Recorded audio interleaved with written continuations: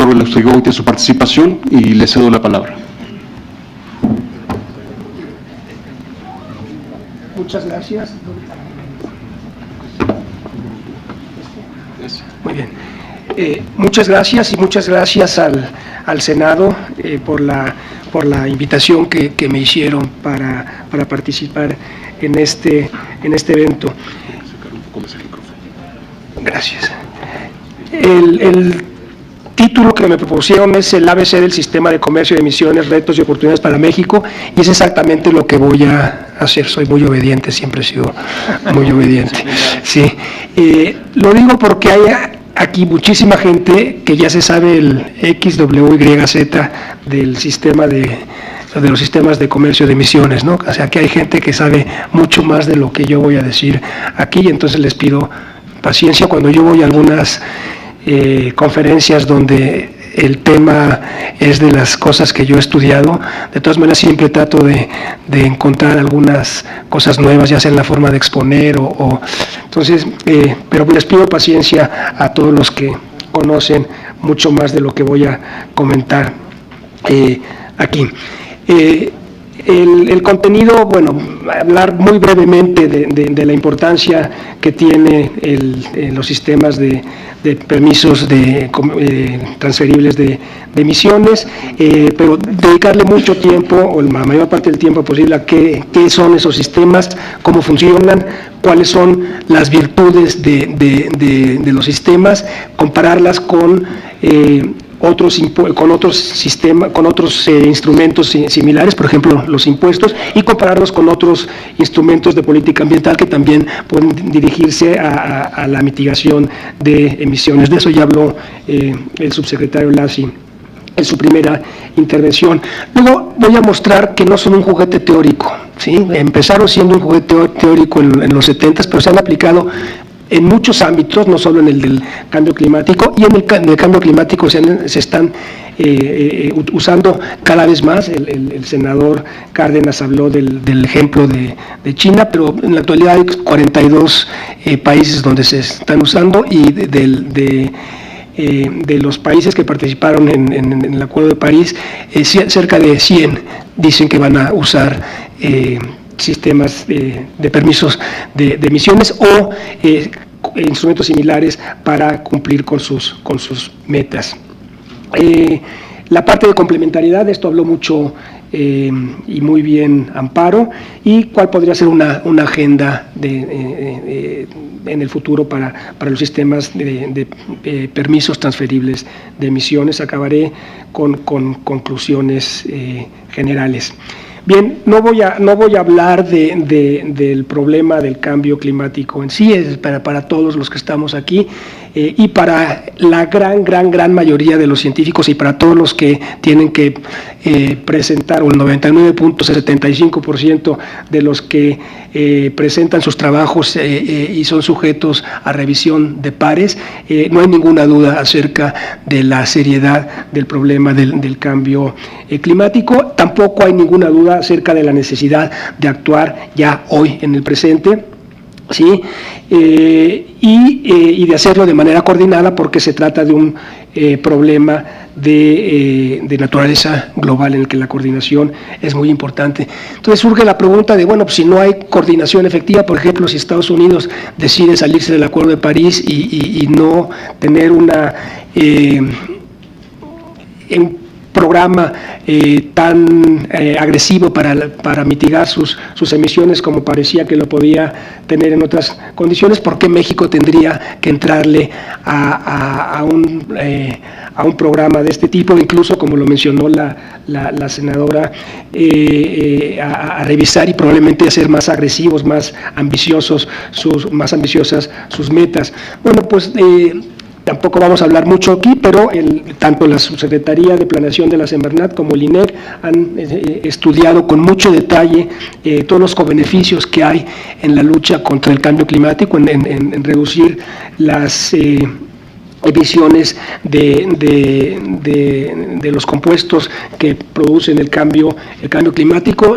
No está siempre a provecho los foros para recordar que el problema ambiental más importante al que enfrenta México es el de la contaminación del aire. Se estiman en 25,000, más o menos 25,000 muertes prematuras al año, la OMS, la Organización Mundial para la Salud, y la lucha contra el cambio climático tendría un impacto importante en ese frente también. Entonces, hay beneficios muy importantes en términos de salud, en términos de eficiencia energética. El comentario que hizo el senador Cárdenas acerca de los certificados de energía limpia, que su objetivo principal es la diversificación, es cierto, pero también hay que aceptar que tiene un impacto sobre las emisiones, y es algo de lo que voy a hablar después, de cómo coordinar los diferentes instrumentos que, aunque no tengan como objetivo principal la reducción de gases de efecto invernadero, pues se tienen que coordinar para tener para optimizar el impacto, minimizar los costos. Puede tener también un impacto importante la lucha contra el cambio climático en términos de seguridad energética. Y la acción temprana, o sea, empezar ya, hoy, bueno, hace tiempo que empezamos, pero revisar nuestro nivel de intensidad y probablemente hacerlo más ambicioso, baja los costos de adaptación en dos sentidos, de la adaptación tradicional, pero también adaptación en términos económicos. El doctor Lassi hablaba del coche eléctrico. Bueno, pues ya en países, el Reino Unido ya sacó una norma sobre y la portada del Economist de esta semana es sobre la muerte del motor de combustión interna, ¿verdad?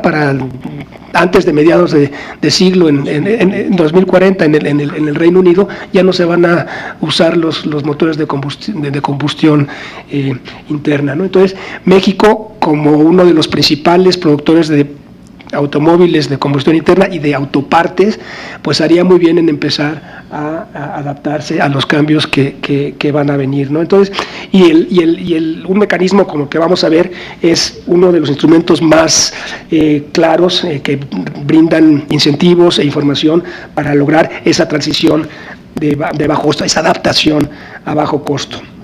El menú de instrumentos para mitigar emisiones de carbono, pues es muy amplio. Esta división de precio oculto y precio visible es la que me sirve para explicar lo que quiero explicar. Normalmente se hablaba de precio de instrumentos de comando y control,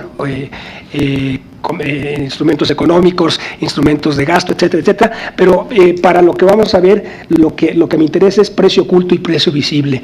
Los que tienen el precio visible, como los impuestos y los sistemas de permisos transferibles de emisiones, su gran virtud, la de ambos, de los impuestos y los sistemas de permisos transferibles de emisiones, es que logran las reducciones en emisiones al menor costo para la sociedad.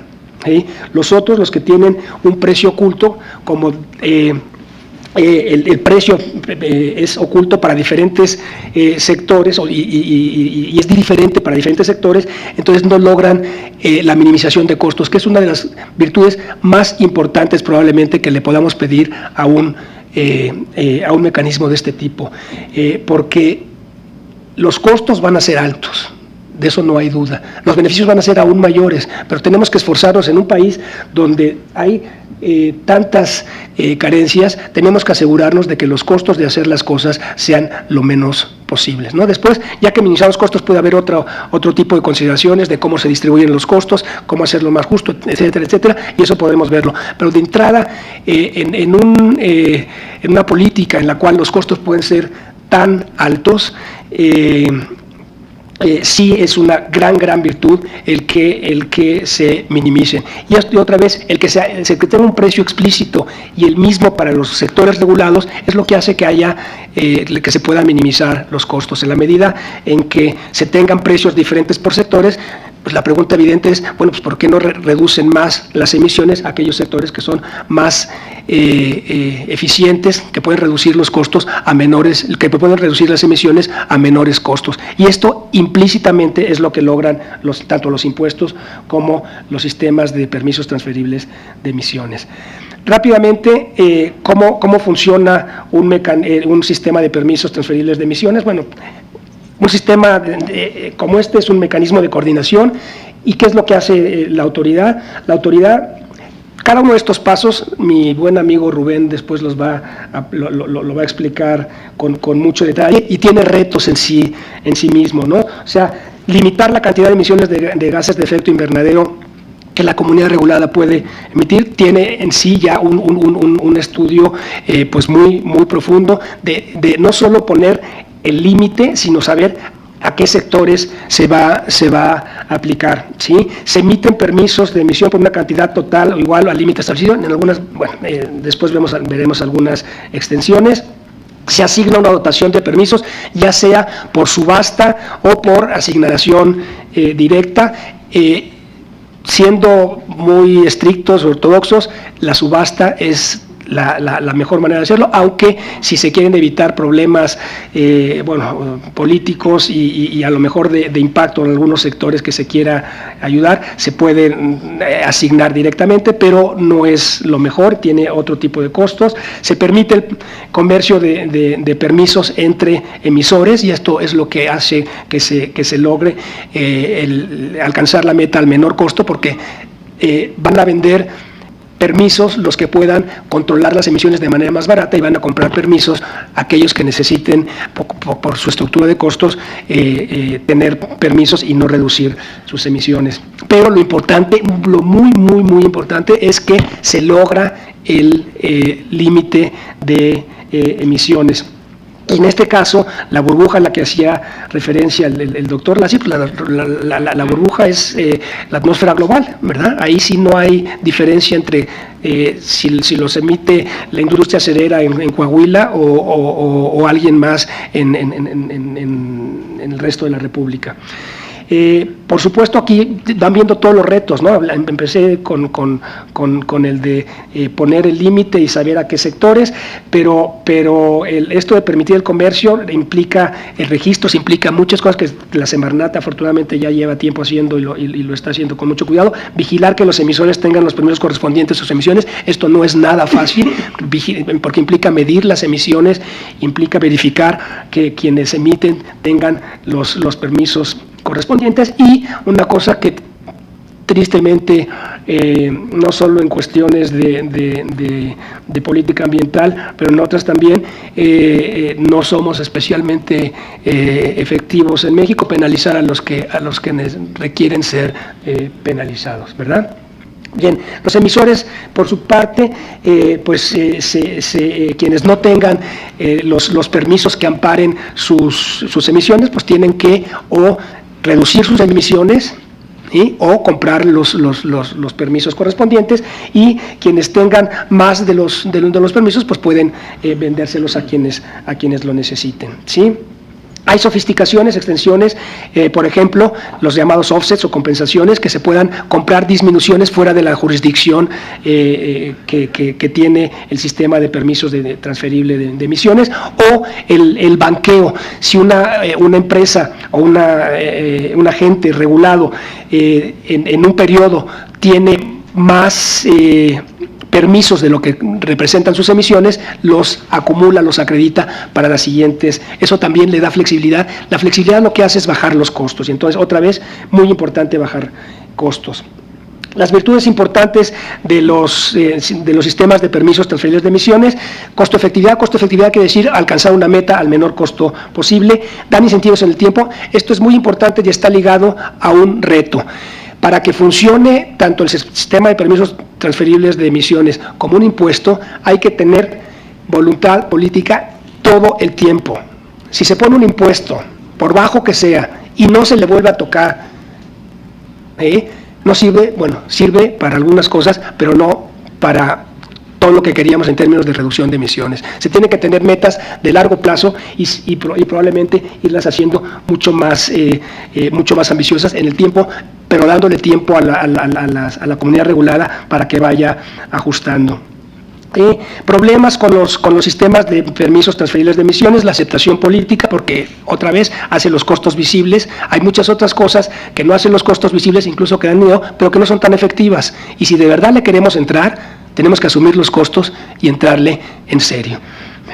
Y, por supuesto, la capacidad de medir, vigilar, reportar y verificar. De eso van a hablar mucho más mis compañeros. Esto no es un juguete, se ha usado en otros ámbitos. La eliminación del plomo en la gasolina en Estados Unidos fue un éxito. No había manera, no sabían cómo eliminar el plomo de la gasolina, porque las refinerías que producen gasolina con plomo, para quitarle el plomo a la gasolina, las tienen que reconfigurar, y eso implicaba miles de millones de dólares en cada refinería. Entonces, lo que hicieron fue poner un promedio y decir, bueno, pues los que produzcan con más plomo de lo que queremos, tiene que comprarle a los permisos a los que produzcan con menos plomo de lo que queremos. Y así bajaron el plomo de la gasolina en menos tiempo y más barato de lo que podían haber imaginado. Incluso aceleraron el calendario. El esfuerzo pesquero, también las cuotas transferibles de esfuerzo pesquero, un éxito. La regulación a la que hizo referencia el subsecretario, la regulación de óxidos de azufre en la generación de electricidad en Estados Unidos, las burbujas, y el mecanismo que usamos en México para promover la energía limpia está basado también en eso, en poner un promedio y a pedirles que le compren los que generan menos energía limpia que lo que pide el promedio, que les compren los certificados a los que producen más energía limpia que lo que pide el promedio. En términos de esto es en otros ámbitos, y se puede aplicar en muchos otros ámbitos. En el turismo, por ejemplo, se está aplicando en zonas donde uno quiere preservar ciertos ecosistemas, pues solo se dan ciertos permisos de desarrollo en términos de metros cuadrados, y lo demás se tiene que quedar así. Y entonces, otra vez, entre dueños de predios comercian y alcanzan el objetivo deseado. En términos de sistemas de permisos transferibles de emisiones de gases de efecto invernadero, este mapa, y les recomiendo que se metan a la página del Banco Mundial, que tiene día a día la actualizan. Ahí vienen todos los lugares donde ya se están poniendo los sistemas de permisos comerciables. Este es un Zoom en China, el senador Cárdenas ya habló de eso, y en Europa otra vez son muy usados. 42 países tienen ya sistemas de permisos transferibles de emisiones, 25 jurisdicciones subnacionales, o sea, estados. Esto es muy importante para nosotros.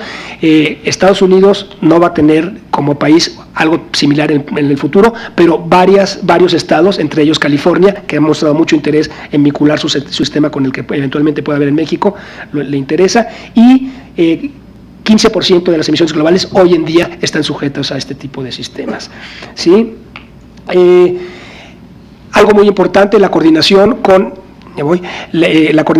otros instrumentos, sobre todo con los impuestos. En principio, el impuesto y el sistema transferible de permisos de emisiones daría, si no hubiera incertidumbre, daría exactamente lo mismo uno u otro. Sin embargo, si hay incertidumbre, si la preocupación del país es más minimizar el costo que alcanzar la meta ambiental, se recomiendan los impuestos. Si la preocupación es más alcanzar la meta que lo que pueda costar alcanzarla, se recomiendan los sistemas de permisos, pero otra vez están basados en el mismo principio, que es el de igualar un costo en el margen de las emisiones, y dejar que la comunidad regulada comercie entre sí. Bueno, Rubén va a hablar de esto, de todos los pasos que hay que dar para tener un sistema, de cómo están vinculados, y algo a lo que hizo referencia Amparo es que hay que coordinar varios instrumentos. Por muy bien que esté diseñado el sistema de permisos transferibles de emisiones, van a hacer falta otros instrumentos. Entonces, ¿cómo coordinarlos? ¿Cómo hacer congruentes los instrumentos entre sí? Va a ser un reto importante. Bueno, ahí vienen muchas otras cosas, y una de las grandes ventajas que tiene el sistema de permisos transferibles de emisiones es que se puede vincular con sistemas similares de otras jurisdicciones. Y en este caso para México sería una gran oportunidad poderse vincular con lo que hay en California. Estuve recientemente con algunos de ustedes en un evento a nivel latinoamericano sobre este tipo de cosas, y uno de los expositores, un chileno, decía que los chilenos se fueron por el impuesto, ¿sí? Decía, nosotros recomendamos el impuesto bajo casi cualquier circunstancia. La única circunstancia, la única situación en la cual sí recomendamos que exploren el sistema de permisos transferibles de emisiones es si se pueden vincular a otros sistemas como el de California. Entonces es una gran oportunidad para bajar costos, para hacer el mercado más profundo, y eso permitiría más predictibilidad en los precios. Entonces celebro que estén acelerando las acciones en este ámbito, pero sí es muy importante que no sea un esfuerzo de finales de administración. Si se queda ahí, nuestro sistema no va a pasar absolutamente nada, como no va a pasar absolutamente nada con el impuesto si se queda donde está, con las distorsiones que se aprobaron en la Cámara de Diputados. Bueno, ahí vienen en las siguientes mapas el futuro de los sistemas, todos los países que están pensando llevar a cabo uno de estos sistemas, y todos los que en el futuro de los SPTE 3, todos los que ya están vinculándose y cómo se están vinculando. Van a ver, es una lista muy larga de lo que hay para vincularse.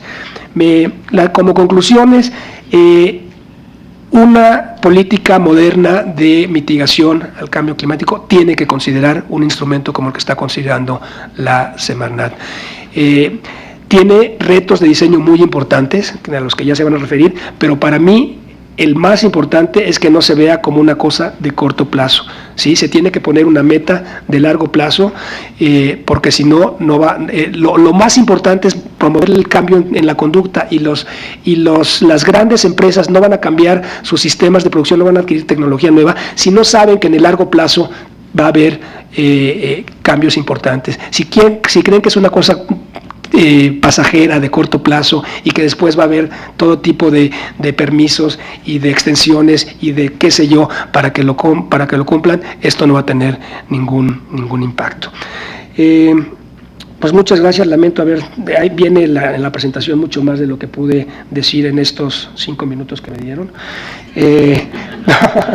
pero me da mucho gusto estar. Te parecieron 2 horas. Pero me da mucho gusto estar con ustedes, y por supuesto a la orden en cualquier momento en el ITAM. Muchas gracias.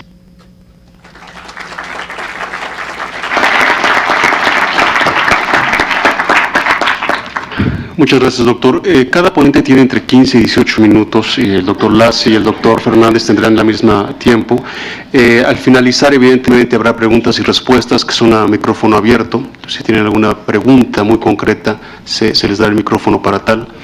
Las presentaciones, todas serán subidas a un sitio de internet que ustedes nos han dejado sus correos electrónicos. Les compartiremos el link y alguna otra información adicional unos días después de que concluya el evento. Y también le pido al doctor Lassi y al doctor Fernández si pudieran indicarnos cuando van a cambiar su diapositiva para que desde atrás puedan hacerlo. Sin más, me permito presentar al doctor Rodolfo Lassi. Él es doctor en Ciencias e Ingeniería Ambientales por la Universidad Autónoma Metropolitana y maestro en Estudios Urbanos y Planeación por el Instituto Tecnológico de Massachusetts.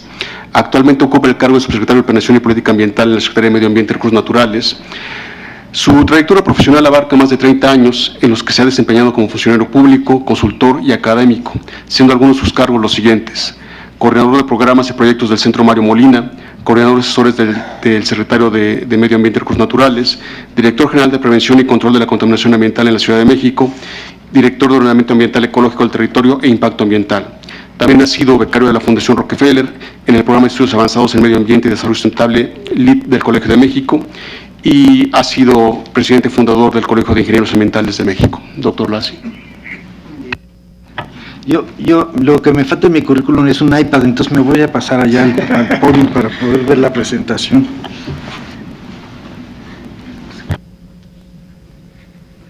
Perdón, el día de hoy en este seminario van a participar 3 de mis colaboradores en la Secretaría y en el Instituto Nacional de Ecología y Cambio Climático, Juan Carlos Arredondo, Elizabeth Mosqueda, María del Pilar Salazar. Ellos traen detalles sobre algunos aspectos que yo voy a mencionar, en particular pues aquellos que ya son más operativos y que son no solamente de interés para el diseño del mercado en México, sino también que son el centro de la discusión de cómo lo estamos implementando, cómo estamos llevando a cabo las negociaciones y las gestiones para lograr el mercado de carbono en nuestro país antes de que termine esta administración. La que sigue, sí, por favor. Bien, ustedes saben que la oferta de mitigación no alcanza, tenemos que visualizar que el mercado lo vamos a diseñar para cumplir nuestra oferta de índices, pero no es suficiente. No es suficiente porque si nosotros queremos evitar un escenario de 1.5 grados centígrados, tenemos que tratar de acelerar pues la descarbonización de nuestra economía. La que sigue, sí, por favor. Bueno, esta gráfica la he puesto muchas veces, pero la oferta ideal está muy por debajo de lo que se ofertó en los NDCs, en los INDCs que después se convirtieron en los NDCs. La que sigue, sí, por favor. Aunque parezca poquito, ¿no? En realidad nos va a servir el Acuerdo de París para bajar 1 grado. Si nosotros ya ahorita en México tenemos en el país 1 grado más de temperatura, pues 1 grado menos, digamos, en un siglo, pues significaría que nos quedaríamos con 1 grado, lo cual está bastante bien, pero la verdad es que no llevamos una tendencia muy garantizada de lo que va a suceder. La que sigue, sí, por favor. La participación del sector privado está visualizada, como dije yo, en el artículo 6 del Acuerdo de París. No me voy a entretener mucho, ¿no? Pero es cierto que no hay posibilidades de reducir lo que pensamos que es necesario que se reduzcan sin que participen los principales emisores. Recientemente salió un artículo donde con mucha claridad decía, bueno, pues son 78 empresas, o es un número limitado de empresas cuyos nombres de sus dueños los conocemos y sabemos cuánto emiten, porque son responsables de casi el 80% de las emisiones globales. Entonces, para que esas empresas de alguna manera puedan asumir las responsabilidades climáticas, pues es necesario crear estos mecanismos de intercambio voluntario de reducciones que van a empezar a hacer estos en inglés les estamos empezando a llamar ITMOs, ¿no? O sea, que son los créditos, o sea, son los outcomes de mitigación que son intercambiables a nivel internacional, como lo que yo platicaba de la aviación, ¿no? La que sigue, sí, por favor. Lo de la aviación no es un asunto menor ni lejano. Recuerden ustedes que se tomó como un acuerdo porque, entre otras cosas, ya las empresas de aviación, y en especial las mexicanas, las 3 mexicanas, Aeroméxico, Interjet, Avianca, estaban neutralizando su huella de carbono a través de una oferta voluntaria hacia el comprador de un boleto de avión. Entonces, esto les dio una base pues para dialogar internacionalmente de cómo deberían de bajarse las emisiones de la industria de la aviación y hacerlo en un contexto internacional, porque todas las emisiones de la industria de la aviación se hacen en un espacio pues que es de dominio global. Entonces, ese espacio de dominio global, que es la atmósfera, la troposfera, tiene que ser literalmente manejado como tal. O sea, no es una cuenca atmosférica, como eventualmente nosotros manejamos la contaminación local, sino es una capa,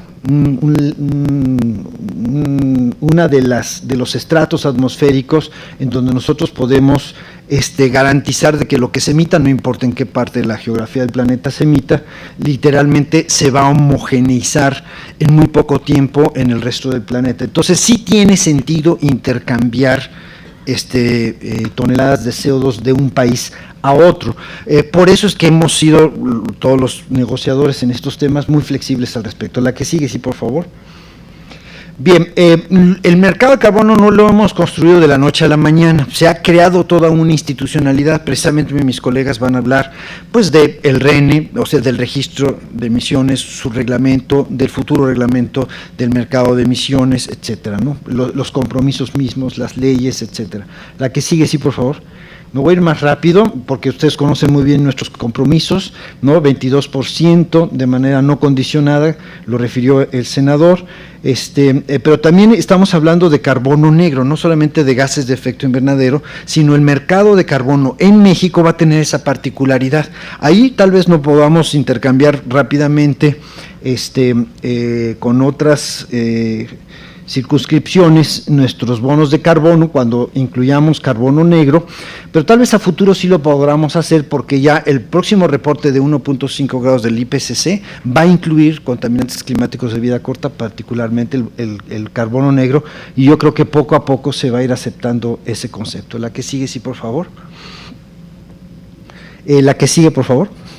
Bien, nosotros tenemos ahorita ya dos rutas, las del NDC de mitigación y otra del horizonte de medio siglo, ¿no? La que sigue, sí, por favor. Y cada sector nosotros lo tenemos estudiado para una ruta en particular. Aquí estamos, por ejemplo, hablando de los compromisos y la línea de inflexión, ¿no? Y vemos los sectores cómo van contribuyendo proporcionalmente a lograr la meta. La que sigue, sí. Otra más, por favor. Rodolfo Tocayo, ejerce tu autoridad y di que si pueden poner la otra. La otra, por favor. Es que no escucha. No escucha. Bien. María del Pilar va a hablar un poquito más a detalle sobre esta famosa curva de McKinsey, pero bueno, ahí déjenla, si quieren después, como María del Pilar va a hablar de eso, yo voy a hablar, por ejemplo, de un caso típico mexicano, ¿no? La industria de la cal.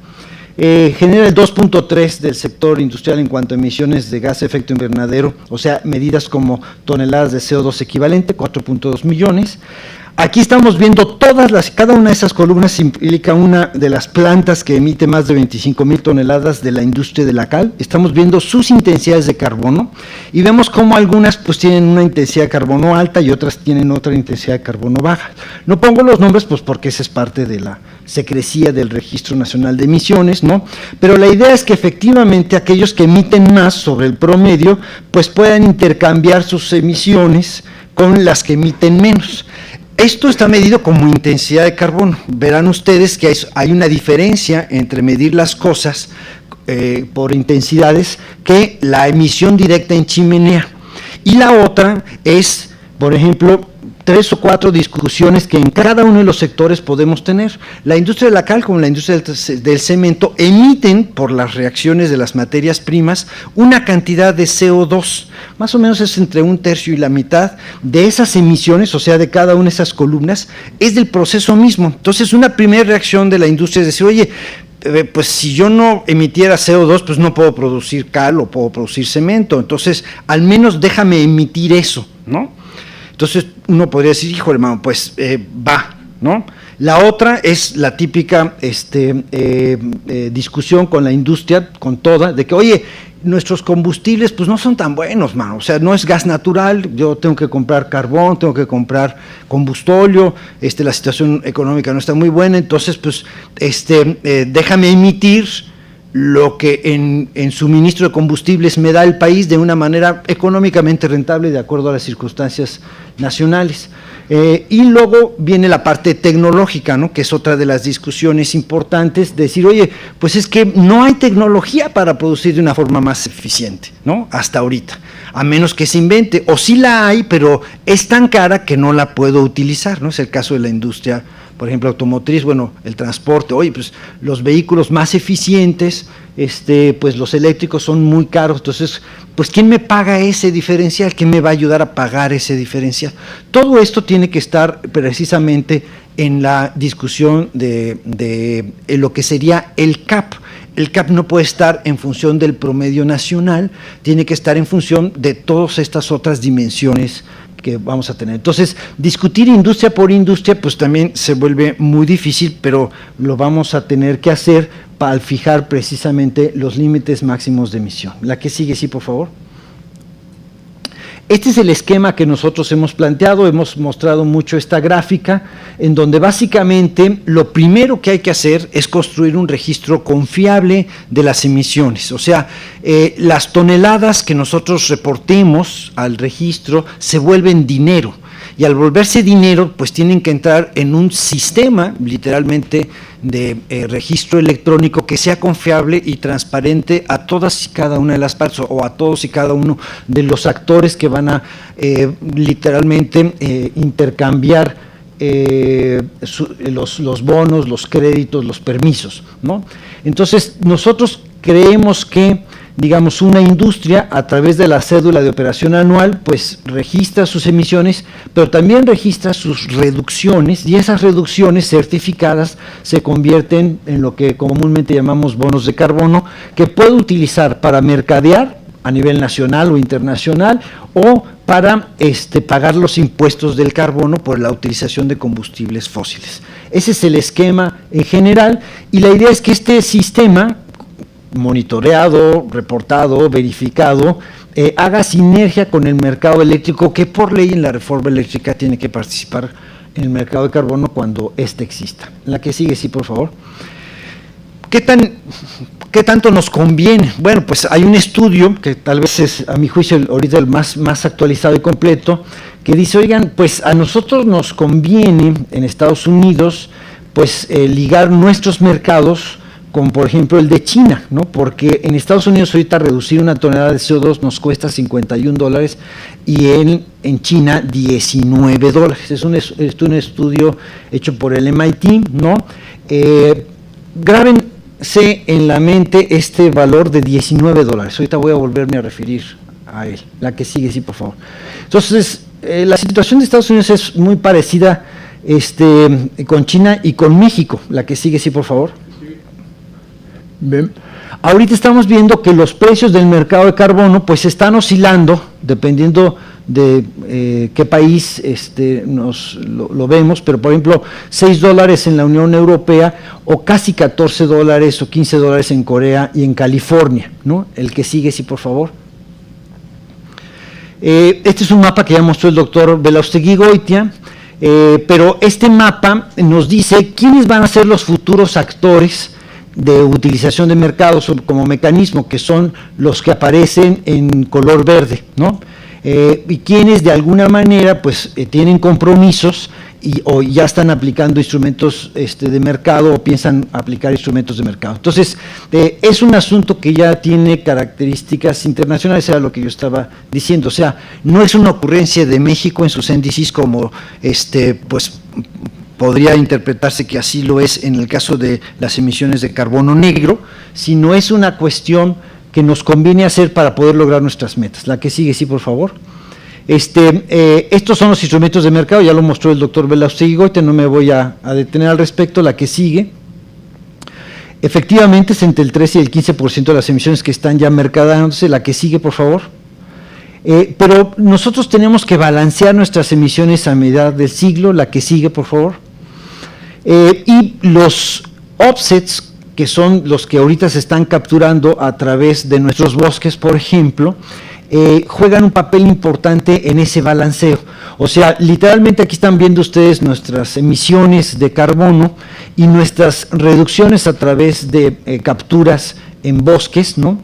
Y vemos que pues tenemos que reducir nuestras emisiones y aumentar nuestras capturas. La que sigue, sí. Nuestra meta es llegar a tasa cero. Tenemos muchas oportunidades porque pues hemos deforestado mucho el país, hay mucha fragmentación de nuestro territorio nacional, y ahorita pues andamos recibiendo, pues en promedio podríamos recibir $3 la tonelada de nuestros offsets. El problema es que los offsets, para medirlos y poderlos comparar, pues es difícil, y por ejemplo en algunos mercados como el europeo no se aceptan offsets. Entonces, a partir del 2020 en Europa pues no estarían en posibilidad de aceptar offsets, y ellos pelearían, si no es que cambia la regulación, para que los offsets no jugaran un papel importante en un mercadeo internacional. Hay distintas posturas al respecto y hay que estar visualizando esas. Los offsets tienen reglas distintas a las de los bonos de carbono o a los bonos verdes, ¿no? Pero digamos que en California nosotros ya estamos mercadeando offsets, sería el primer mercado en el cual estaríamos nosotros ligando o haciendo transacciones, y eso es muy importante. La que sigue, sí, por favor. El precio del mercado, pues del carbono, perdón, puede oscilar entre casi nada, ¿no?, y $131. La que sigue, sí, me voy más rápido, ya para terminar. Pero pues hay quien dice que, bueno, pues en el planeta se debe fijar un precio al carbono, y pues algunos sugieren sea de $20. Piensen ustedes en lo que le cuesta ahorita a China, $19, es más o menos lo que podría fijarse como un límite de costo a nivel internacional, y son propuestas que tienen mucho sentido para poder aumentar, evidentemente, la ambición de mitigación. La que sigue, sí, por favor. Rodolfo, ayúdame, por favor, porque si no, no voy a poder terminar, ¿no? Macron dice, pues nosotros vamos por 100 euros, ¿no? La que sigue. Trudeau dice, nosotros vamos por $50 canadienses al 2022. La que sigue. El gobernador de Zacatecas dice 250 pesos la tonelada de dióxido de carbono, ¿no? Lo está aplicando, lo está negociando, pero bueno, pues hay un gobernador que ya lo impuso, sí, él tuvo sus razones, no son exactamente las mismas que vamos a platicar ahora, pero lo impuso, ¿no? La que sigue, por favor. Pues muchas gracias. La idea es que México lo haga, ¿no? ¿Por qué? Por las razones que ya platicó el doctor Belaustegui-Goitia, y vamos a entrar a detalle a lo largo del día. Gracias.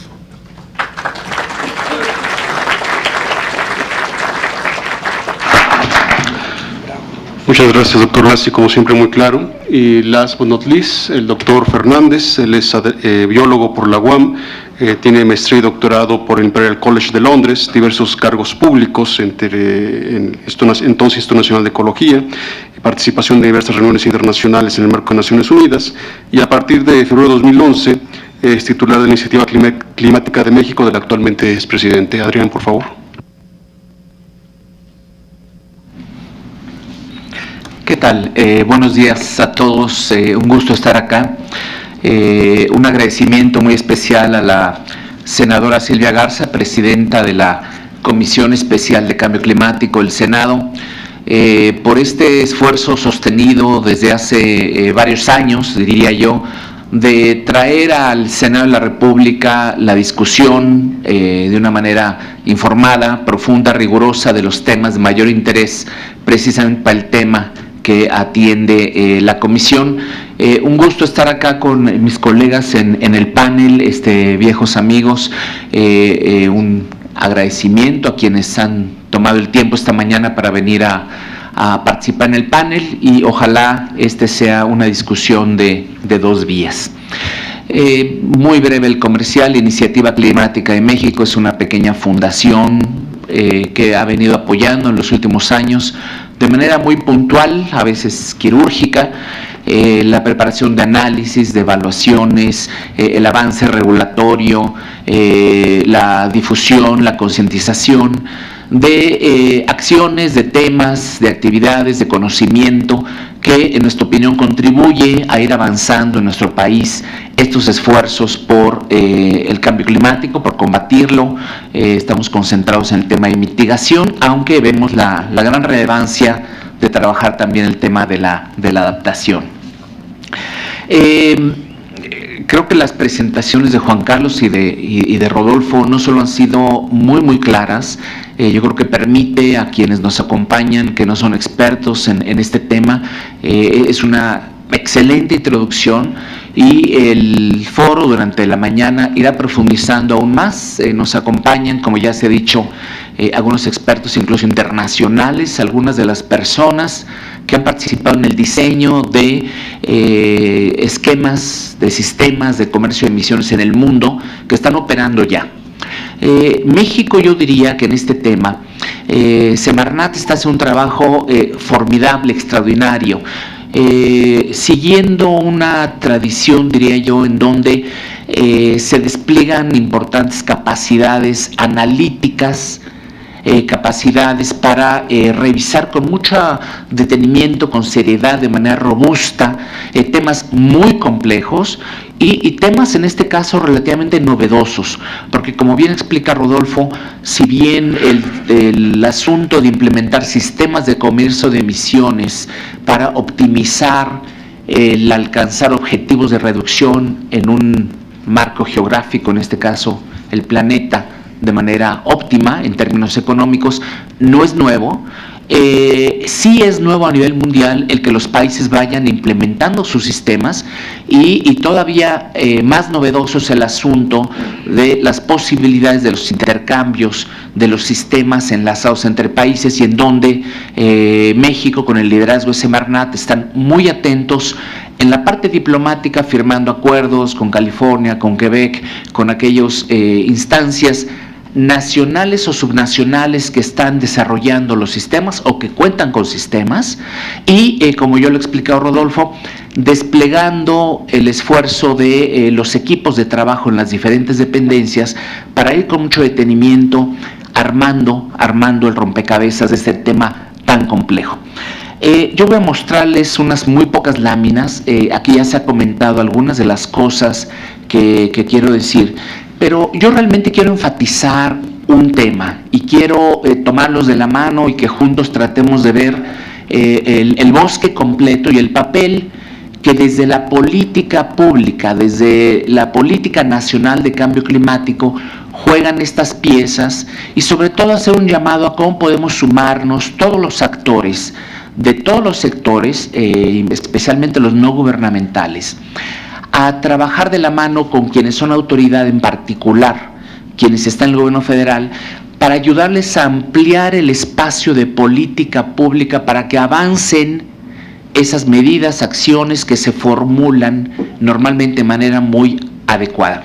Mi gran mensaje de la presentación es: instrumentos, tanto los regulatorios de comando y control como los de mercados, el impuesto al carbono o los sistemas de comercio de emisiones, todas estas herramientas avanzan tanto como el espacio de política de negociación que logremos, lo digo en plural, que logremos todos juntos empujar.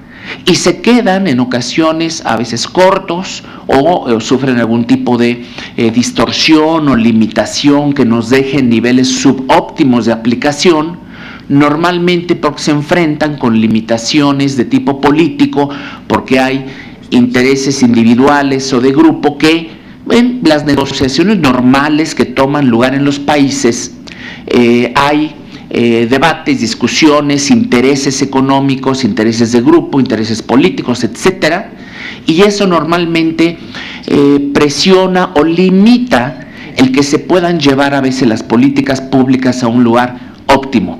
Entonces, en México sobran capacidades para el diseño de políticas las más adecuadas posibles. Estoy seguro que la manera como Semarnat va a diseñar, con el apoyo de los expertos internacionales, el esquema o el sistema de comercio de emisiones para México va a ser muy adecuado conceptualmente, yo diría, me adelanto, impecable, y vamos a tener, repito, una tarea muy importante todos de sumarnos para coordinarnos con Semarnat y ayudarle a ampliar ese espacio de política pública para que los diseños que para este instrumento, el sistema de comercio de emisiones, se proponga, en esa manera sea implementado y que no al final le pase como le ocurrió al impuesto al carbono, a los combustibles, en donde el diseño una vez más fue extremadamente bien hecho por las instituciones públicas con apoyo de los think tanks más importantes de México. Se mandó al Congreso una propuesta que incluía un cierto impuesto al carbón a los diferentes combustibles que utilizamos, en donde, dependiendo precisamente de su contenido de dióxido de carbono, se planteaba una tasa que en general era moderada, no era una cosa draconiana, y sin embargo ya en etapas donde ya no se tomen en cuenta los elementos técnicos y económicos, ni las realidades, ni la optimización del instrumento, se mete mano por negociaciones políticas y se le quitó el impuesto al carbono al gas. Esto es una distorsión, esto es incorrecto, pero yo quiero subrayar que se diseñó bien. La Semarnat, la CENER y las instituciones que los apoyaron diseñaron bien el instrumento, y después vinieron los procesos normales que siempre se dan de las discusiones y debates políticos y de intereses económicos, pero ahí es donde tenemos que tener más presencia, levantar voces educadas que buscan el interés de lo que más le conviene al país. Y aquí no hay cuestiones de problemas entre individuos o entre grupos, aquí no hay nada personal, es que nos sumemos como sociedad desde todos los ámbitos para que al final se vayan imponiendo en democracias como México las políticas que más le convienen al país, no una empresa, no un gremio, no un partido político. Ese es el reto que tenemos, ese es el reto que en mi opinión vamos a tener en esto. Estamos aquí presenciando la parte inicial, la parte de la construcción, que ya lo dije, se va a hacer muy bien porque hay capacidades, hay interés, etcétera, y tenemos que estar muy atentos para acompañar y participar con la Semarnat, para apoyarlos en el momento de irlo fijando, irlo montando en los diferentes mecanismos que sean adecuados, tanto desde el Ejecutivo como en su momento pediremos apoyo y estaremos atentos a trabajar con el Legislativo. Pero todo ese rollo no era, bueno, la introducción.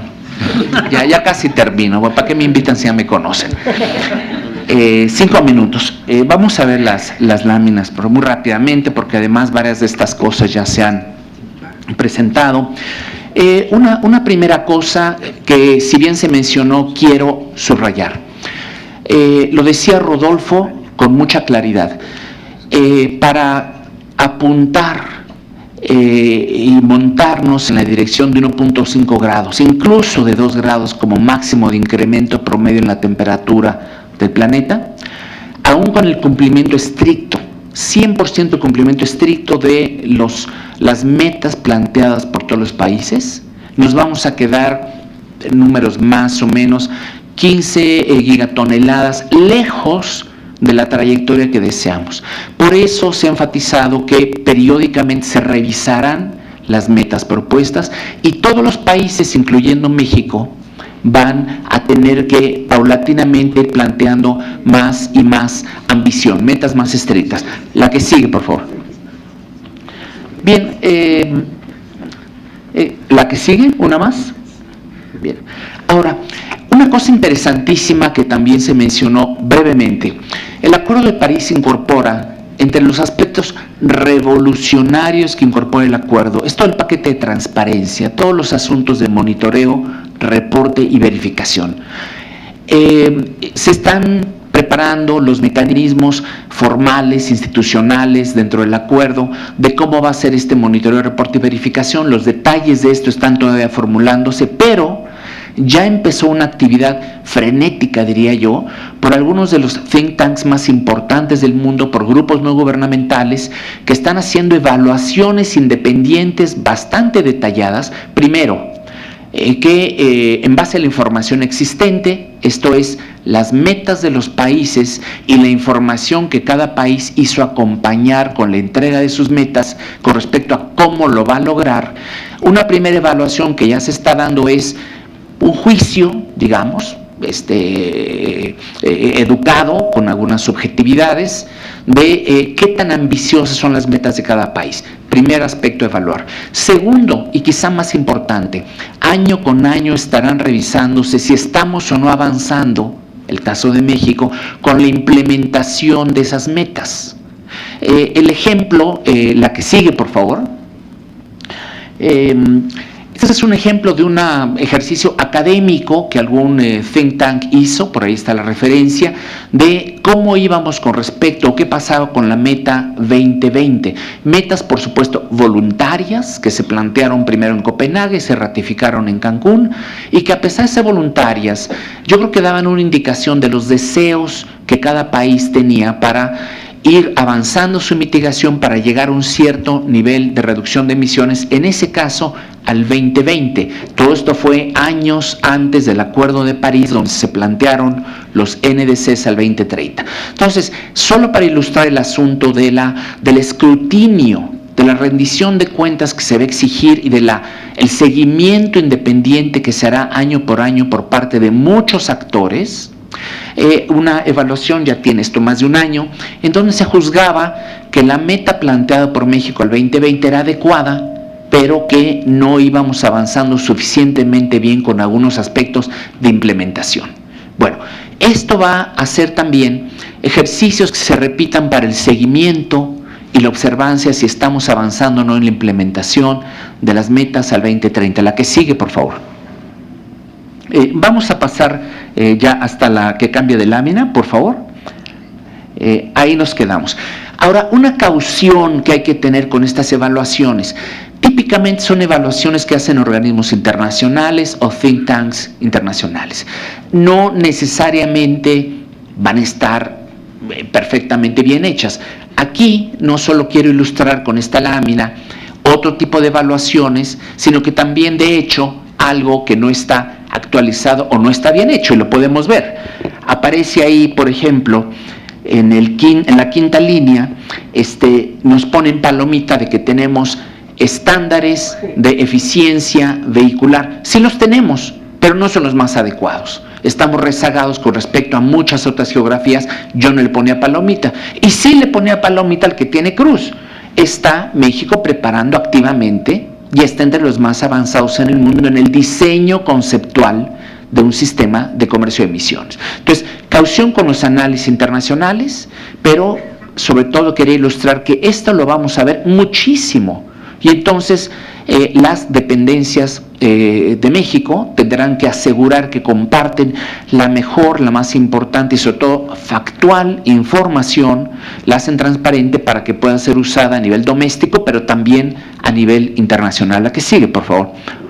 Ya estoy terminando.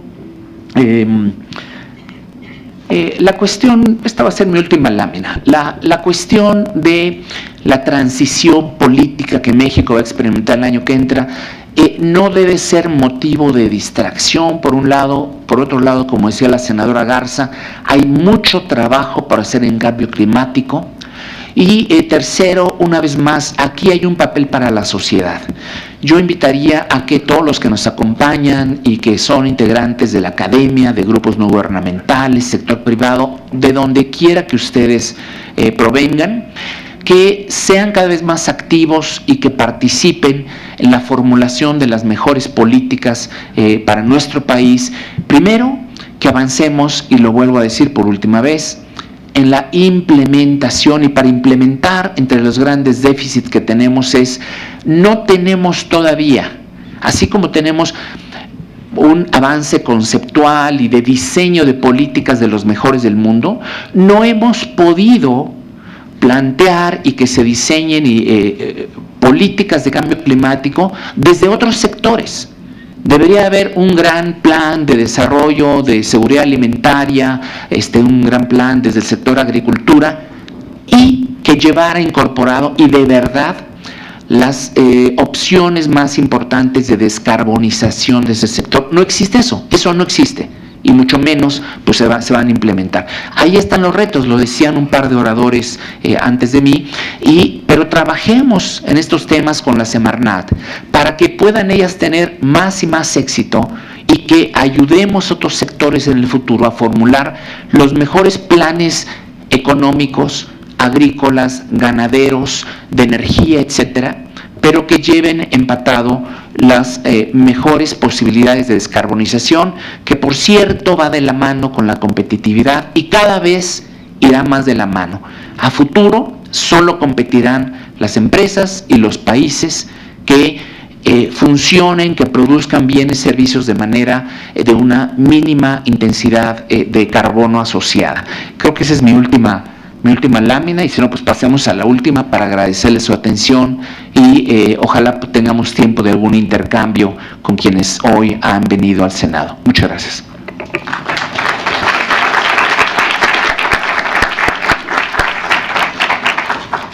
Muchas gracias, doctor. Empezamos la mesa a las 10:15, son las 11:15. Cada ponente tuvo un promedio de 20 minutos.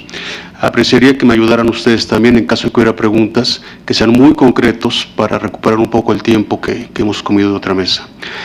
Aquí veo la primera pregunta, por favor. ¿Se puede presentar y hacer la pregunta? Gracias. Antonio Mediavilla, del Centro Mario Molina.